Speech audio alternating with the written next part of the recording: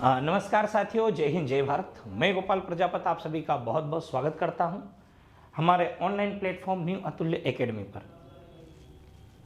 आज के जो पेपर में जो न्यूज़ आई है उस न्यूज़ को पढ़कर वाकई में बहुत बुरा लगा है कि पटवारी जांच में ये कहा गया है कि कोई भी फर्जीवाड़ा नहीं हुआ है, किसी भी प्रकार की कोई गड़बड़ी नहीं पाई गई है, ये कहा गया है। तो हो सकता है कि कुछ लोगों को ये बात सही भी लगे, कुछ लोगों को गलत भी लगे, पर यह है कि जो ईमानदारी से चयनित हुए उनको तो हम बधाई देते हैं, पर उन ईमानदार लोगों को यह भी सोचना चाहिए कि उनके साथ में बहुत सारे बेईमान लोग भी इस बार काम करेंगे।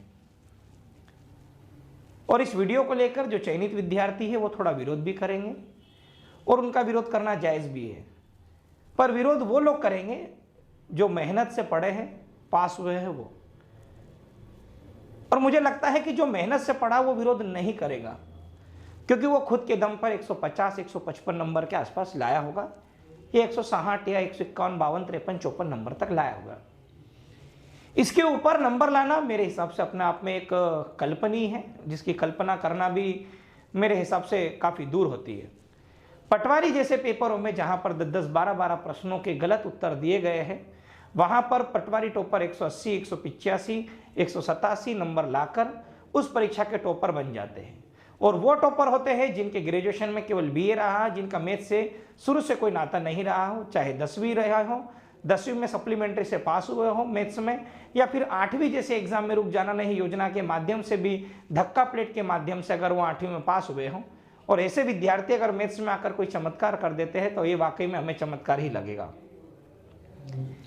जिनका इंग्लिश से कोई नाता नहीं रहा है, जो इंग्लिश में अपना अच्छे से नाम नहीं लिख पाते हैं, वो लोग इंग्लिश में पूरे में से 25 क्वेश्चन सही करके आते हैं और पटवारी के टॉपर बन जाते हैं, तो उनको ये वीडियो हमारा बुरा लगेगा। पर वाकई में जो बच्चा पढ़ रहा था और जो 1 नंबर, 2 नंबर, 3 नंबर, 4 नंबर से बाहर हुआ है, उसे वाकई में और भी ज़्यादा बुरा लगेगा। वो इसलिए बुरा लगेगा क्योंकि उसने जो मेहनत की थी उस मेहनत पर पानी फिर चुका है। आज पेपर में एक दैनिक भास्कर की न्यूज़ आई है, उस न्यूज़ को पढ़ने के बाद अंदर से बहुत बुरा लगा। और बुरा क्यों लगा, पहले आप इस चीज़ को पढ़ लो, पहले सुन लो, फिर मैं आपसे बात करूंगा। पटवारी फर्जीवाड़े में पहले दिन से उठाने वाला बंदा मैं ही था। मैं शांत इसलिए था क्योंकि हम रिपोर्ट का इंतजार कर रहे हैं। रिपोर्ट में कोई पॉजिटिव चीज़ आती है, निगेटिव चीज़ आती है, ये चीज़ें देखनी थी हमें, इसलिए मैं थोड़ा शांत था। तो लोगों को लगा कि यार सर ने हमारा ये मुद्दा ही खत्म कर दिया, बल्कि ऐसा कोई बात नहीं थी। लड़े उस समय भी थे, लड़ेंगे अब भी और लड़ेंगे आगे भी। अगर व्यापम में अपनी ताकत है, पीईबी में अपनी ताकत है, ईएसबी में अपनी ताकत है, तो हर एक बच्चे का स्कोर कार्ड विद क्वेश्चन और उस क्वेश्चन को कितने समय के अंदर अंदर उसने उत्तर दिया है, वो अगर हमें जारी कर देता है तो हम दूध का दूध और पानी का पानी कर देंगे। हो सकता है विभिन्न पहलुओं पर जांच की गई हो, जांच में सही चीजें नहीं निकल पाया हो, और बहुत सारे बच्चों ने साक्ष्य इसलिए भी नहीं दिए हैं क्योंकि उसमें नाम आ रहा था, और नाम आने के बाद में आप जानते हो व्यापम में क्या हाल होता है। हमने पीएमटी फर्जीवाड़ा देखे हैं, उसमें से बहुत कम लोग ऐसे होंगे जो अभी तक जीवित बचे हैं जिन्होंने इस फर्जीवाड़े को उजागर किया था। तो इसलिए बच्चों के मन में डर भी आया होगा, इसलिए उन लोगों ने जो डॉक्यूमेंट देना थे वो डॉक्यूमेंट वहां दिए नहीं होंगे। पर बात यह है कि क्या इतने नंबर लाना संभव है? हाँ संभव है, पर शर्त यह है कि उसके लिए आपको भगवान होना पड़ेगा। आपको उसमें यह भी बताना पड़ेगा कि मध्य प्रदेश की राजधानी भोपाल नहीं ग्वालियर है, तो ही आप ऐसी परीक्षाओं में टॉपर बन पाओगे। अन्यथा मुझे नहीं लगता है कि आप और हम कोई टॉपर बनने के काबिल है या लायक है। आज की जो न्यूज है, पहले न्यूज पढ़ते उसके बाद बात करते अपन। यह कहा गया है एक ही सेंटर से 114 लोग सिलेक्ट कैसे हुए। परीक्षा के लिए कुल 78 सेंटर बनाए गए थे। इनका पहले मत सुनना, उसके बाद अपन बात करेंगे। 78 सेंटर बनाए गए थे। ग्वालियर का एनआरआई कॉलेज अकेला सेंटर नहीं है जहां 114 लोग सिलेक्ट हुए। कुछ सेंटर से 250 से ज्यादा उम्मीदवार मेरिट में आए हैं। यह कॉलेज जो है ये सागर का है, इन्होंने नाम नहीं लिखा, मैं बता रहा हूं। सागर से अगर आप देखोगे तो मैं किसी का नाम नहीं ले रहा हूं, पर रावत परिवार से बहुत ज्यादा सिलेक्ट हुए वहां के। इसमें वो भी लोग सिलेक्ट हुए हैं जिनके ट्विंस बच्चे हुए हैं, चार एग्जाम के 3 दिन 4 दिन बाद ट्विंस बच्चे हुए हैं, उन्होंने टॉप मारा है। हो सकता मार सकते, कोई इतनी बड़ी बात नहीं है। उनके हस्बैंड भी आबकारी में नौकरी कर रहे हैं, नाम लेना उचित नहीं रहेगा, उनकी भी जांच होगी, क्योंकि ये जहां के रहने वाले हैं, मैं वहां घूम के आ चुका हूं, मैं मुरैना के अंदर घूम के आ चुका हूं। जब पूरी मैंने अपने इस तरह से जानकारी ली थी तब मेरे को पता चला था कि हस्बैंड अभी लगे हैं, अब इनका नंबर है।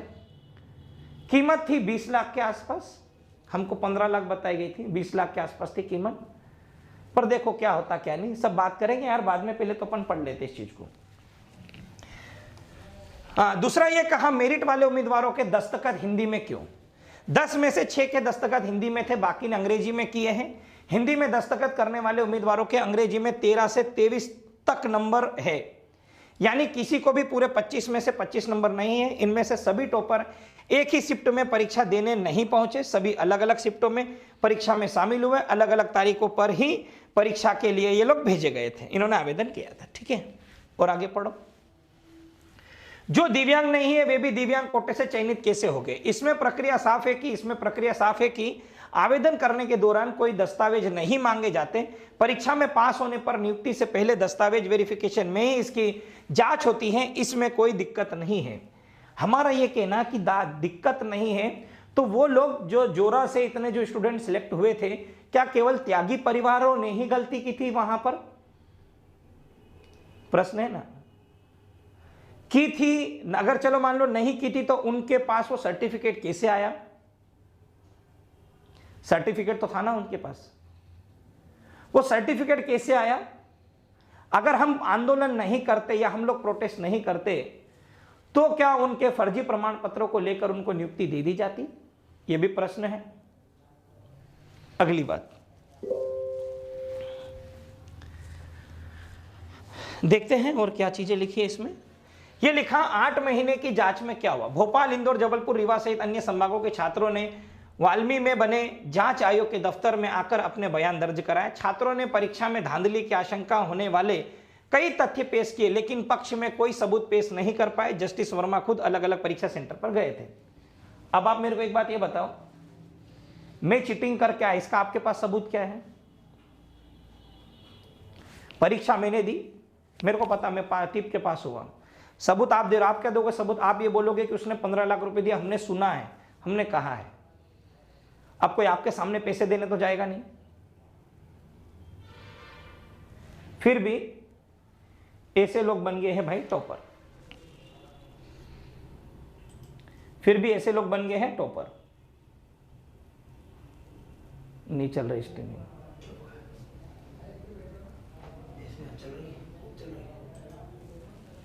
फिर भी ऐसे लोग बन गए हैं टॉपर।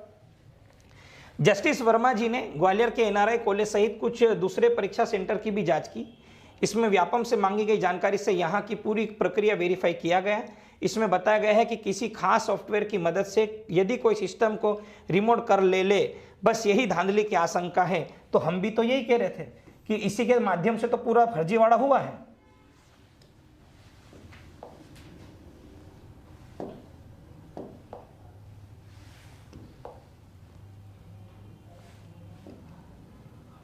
देखो अब सुनना ध्यान, क्या कहा गया इन्होंने?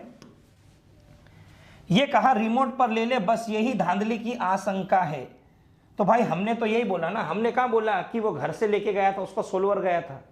ये सॉफ्टवेयर के माध्यम से ही हुआ है और इसकी जानकारी व्यापम के पास नहीं है। उसमें क्या होता सॉफ्टवेयर में, अगर आप मान लो क्वेश्चन दे रहे हो तो उसके पीछे आपको आंसर मिल जाएगा, क्योंकि तभी तो आपको पता चलता आपके कितने नंबर आए हैं। इन लोगों का काम रहता है केवल उस आंसर पे टिक करना, नीचे आंसर रहता है टिक करना, आंसर रहता है टिक करना। इनके जो लोग बैठे रहते हैं वो टिक करते हैं। इस तरीके से ये पेपर हुआ। बाकी सिक्योरिटी प्रोटोकॉल में कहीं कोई गड़बड़ी नजर नहीं आ रही है। अगर ये आशंका है तो ये शंका दूर क्यों नहीं हुई? प्रश्न तो ये है, ये शंका दूर क्यों नहीं हुई? इसकी जांच की गई या नहीं की गई, ये भी तो जांच करना थी आपको। रिमोट पर लिए जाने के संबंध में कोई पुख्ता साक्ष्य उपलब्ध नहीं हो सका है। संभावना है, सका है मतलब संभावना है, मतलब इन्होंने फिर यहां पर एक संभावना दी है भाई कि हमारे पास ऐसा कोई साक्ष्य उपलब्ध नहीं हो सका है। तो ये नहीं, ये संभावना मतलब हुआ है। और आगे पढ़ते, जांच रिपोर्ट पर सरकार लेगी फैसला। डॉक्टर मोहन यादव के मुख्यमंत्री बनने के बाद रोजगार के मसले पर यह सबसे अहम फैसला होगा कि मुख्यमंत्री जांच रिपोर्ट के बाद खुद तय करेंगे कि भर्ती प्रक्रिया रद्द की जाए या चयनित उम्मीदवारों की नियुक्ति प्रक्रिया शुरू हो जाए।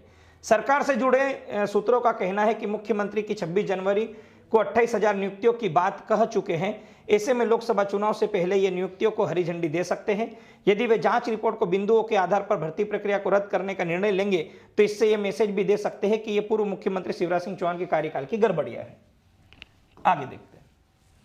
पटवारी भर्ती परीक्षा में धांधली के आरोप लगाते हुए पिछले 13 जुलाई को पूरे प्रदेश भर में जब उम्मीदवार सड़कों पर उतर गए थे, तब रात 8 बजे तत्कालीन मुख्यमंत्री शिवराज सिंह चौहान ने इस मामले में जांच के आदेश दे दिए थे। लेकिन तत्कालीन गृह मंत्री शिवराज सिंह चौहान के आदेश के अगले दिन चयनित उम्मीदवार तत्कालीन गृह मंत्री नरोत्तम मिश्रा से मिले। चयनित उम्मीदवारों ने गृह मंत्री से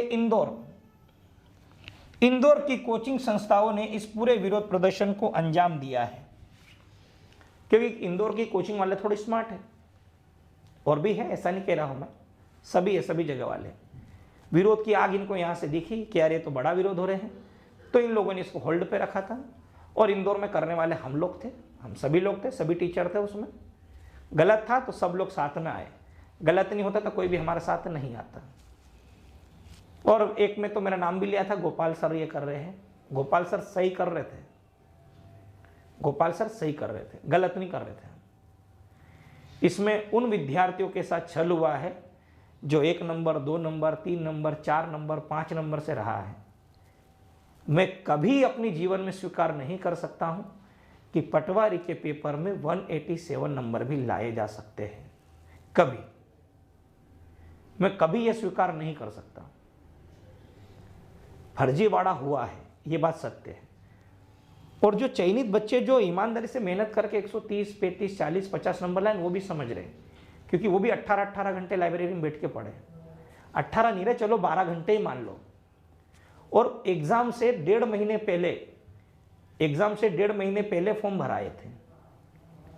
ऐसा कौन माइकेलाल पैदा हो गया जो वो मैनेजमेंट पूछा गया पूरा मैनेजमेंट टिक करके आ गई है? नहीं ना, ऐसा नहीं। कोई एक्सपर्ट भी नहीं, एक्सपर्ट भी एग्जाम देने नहीं जाता, ये केवल सॉफ्टवेयर के माध्यम से ही हुआ है। और दूसरी बात भी बताऊंगा मैं आपको। पहले अब देखो, अब मेरी बात को जरा ध्यान से सुनना। हम क्या चाहते हैं, हम मतलब मैं क्या चाहता हूं और आप क्या चाहते हो, वो भी सुन लो मेरी बात ध्यान से। मेरा एक सीधा सा प्रश्न है कि जो 1000 लोग जो टॉपर हैं, एक मेरे को 1000 लोगों से मतलब, दूसरे का मतलब नहीं। 1000 टॉपर ने प्रत्येक प्रश्न का उत्तर, प्रत्येक प्रश्नोत्तर का जवाब कितने समय में दिया है, का जवाब कितने समय में दिया है, कितने समय में दिया है। अगर ये सीट जारी हो जाती है, अगर ये सीट जारी हो जाएगी तो पूरा की पूरा दूध का दूध और पानी का पानी हो जाएगा भाइयों।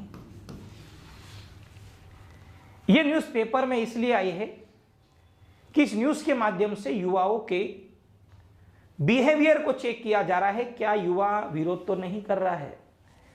अगर विरोध नहीं कर रहा है तो एज इट इज रिपोर्ट को उठाकर सभी पदों पर ये दे देंगे ज्वाइनिंग। अगर विरोध नहीं हुआ तो, ये विरोध नहीं हुआ तो ये दे देंगे क्या, ज्वाइनिंग। अगर विरोध हुआ तो ज्वाइनिंग रोक दी जाएगी। अब इसमें फिर विरोध है। जो लोग ईमानदारी से हुए हैं वो तो बोलेंगे यार थोड़ा बहुत चलता है, आटे में नमक चलता है, ये बोलना है। हमने तो आटे के पैसे दिए थे, नमक मिलाने का किसने बोला था? आटे के पैसे दिए थे ना, नमक का किसने बोला था? और हमने तो आटे के लिए एग्जाम दी थी, नमक मिला के देने किसने बोला था? अगर आप लोगों की यूनिटी रही तो ये इसके ऊपर जांच होगी। जांच तो उन्होंने कर ली है। 31 अगस्त की लिफाफे के अंदर जांच थी भाई, 30 अगस्त की पैक करके रख दी थी। फरवरी आ गया, खोल देंगे। और इस बार पढ़ने वाले विद्यार्थियों से मेरा हाथ जोड़ के निवेदन है,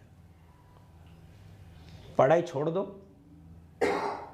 पैसे की जुगाड़ कर लो और नौकरी लग जाओ। मध्य प्रदेश में अच्छी शिक्षा की कद्र किसी को नहीं है, अच्छी शिक्षा की कद्र किसी को नहीं है। आप सभी लोग मेहनत से लगे हो, उनको मैं बधाई देता हूं, पर जो लोग फर्जी तरीके से लगे, यार ऐसे ऐसे लोग लगे हैं जिसकी कोई लिमिट नहीं है। मध्य प्रदेश के युवाओं के साथ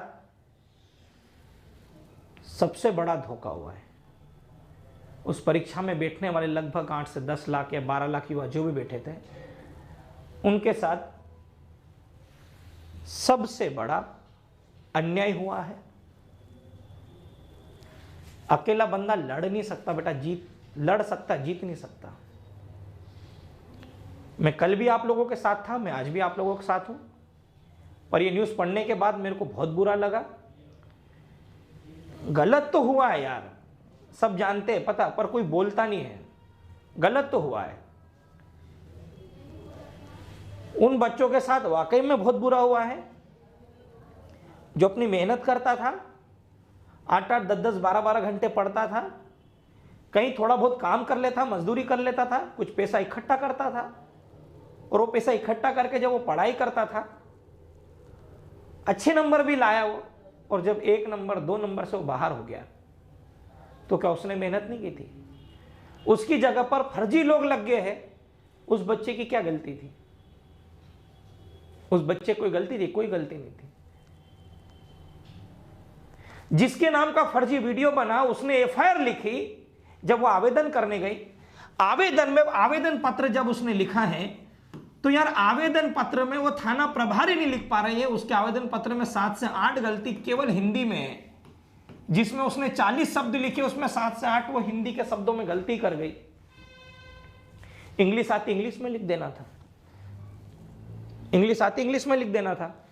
तो मेरा ये कहना है यार, जिसको साला ढंग से हिंदी लिखते नहीं आ रहे आवेदन पत्र में, वो पटवारी बन गया है। ये मेरा नहीं। अब लल्लन टॉप की न्यूज देखो, उसमें आपको पता चलेगा लल्लन टॉप की न्यूज पे क्या दिया है कि जिसका गलत वीडियो चला था, आवेदन पत्र देने गई और हिंदी में उसको आवेदन पत्र नहीं लिखते हैं वहां पे पुलिस थाने में कि मेरे नाम से किसी ने फर्जी वीडियो बनाया है। अब आप मेरे को ये बताओ, ये सही है गलत है? अरे जिसको साला ये नहीं पता एसएससी में वेटिंग नहीं होती, वो वेटिंग बोल रहा है। जिसको ये नहीं पता मध्य प्रदेश की राजधानी भोपाल है, वो ग्वालियर बोल रहा है। जिसको ये नहीं पता उज्जैन का महाकाल मंदिर उज्जैन में, वो गुजरात बोल रहा है। वो टॉपर है यार, ऐसे तो टॉपर है,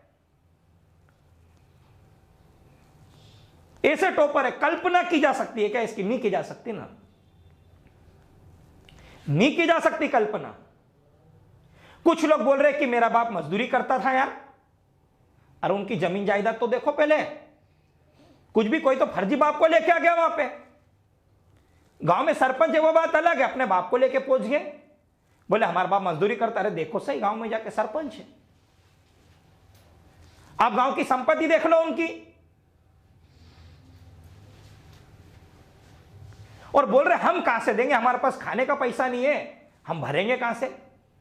अरे खाने का नहीं है तो कम से कम दिमाग तो होना था कि मध्य प्रदेश की राजधानी ग्वालियर नहीं भोपाल है, और नर्मदा नदी का उद्गम स्थल सारा बताते भोपाल आप लोग। अरे यार अमरकंटक नहीं पता क्या तुमको? नहीं पता क्या? व्यापम ने भोपाल दिया नर्मदा नदी का उद्गम स्थल, तो साला हम भी वही लगाएंगे जो उसने दिया है। इतने बड़े टॉपर है, राजधानी तो पता होनी थी। आज भड़ास इसलिए निकाल रहा हूं, काफी समय से देख ही रहा था क्या चल रहा है। अब एक एक युवा को आरटीआई लगाना है, आरटीआई लगाना है, ध्यान से सुनना। आरटीआई लगा के, और आरटीआई कौन लगाना? जिनका बीपीएल कार्ड हो वो लगाना, बीपीएल कार्ड वाले आरटीआई। उसमें आपको कोई शुल्क नहीं लगेगा जब ये डॉक्यूमेंट आएंगे तब। अन्यथा इन लोगों के आपको जो भी लगा रहे हैं लगा दो, कोई दिक्कत नहीं। आपको एक दिन का अपन डिसाइड कर लो कि यार हमको इतने शिफ्ट हुए, इस शिफ्ट का मैं मांगूंगा, इस शिफ्ट का मांगना, इतने टॉपर है, अपन डिसाइड कर लेंगे। और इनसे ये बोलो कि प्रत्येक प्रश्न का उत्तर कितने समय में इन्होंने दिया, और देखना इन्होंने मैथ्स के कठिन से कठिन प्रश्नों का उत्तर 2 से 3 सेकंड में दिया होगा। 2 से 3 सेकंड में आप देख लेना। जो प्रश्न पढ़ने में 2 से 3 सेकंड लगते हैं, इन्होंने 2 से 3 सेकंड में इनका उत्तर दिया होगा। पढ़ने में लगता है 30 सेकंड के आसपास, इन्होंने 2 से 3 सेकंड में उत्तर दिया, क्योंकि टिक करो आगे बढ़ो, टिक करो आगे बढ़ो। ये सॉफ्टवेयर का पूरा घपला है, ये करके बैठ गए।